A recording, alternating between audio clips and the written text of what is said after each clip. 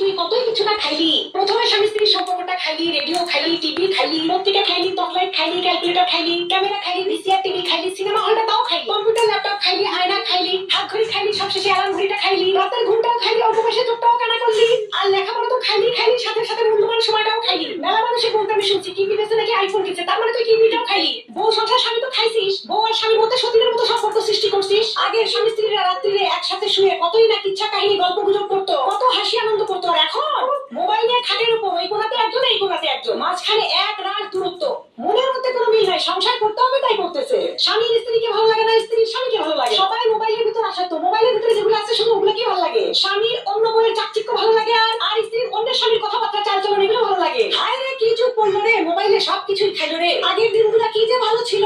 আগে স্বামী স্ত্রীর সম্পর্ক দেখে বুক ভরে যেত। আমাদের নানি দাদিরা যে আছে তাদের ভালোবাসা দেখে এখনো মনটা ভরে যায়। আর আমাদের মধ্যে খালি মারামারি, ফাটাফাটি, গন্ডগোল, খোঁচাখুচি, এগুলো ছাড়া কোনো কিছুই নাই। এর একমাত্র কারণই হচ্ছে ওই সর্বনাশা মোবাইল। ওই মোবাইলেই সর্বনাশটা করলো।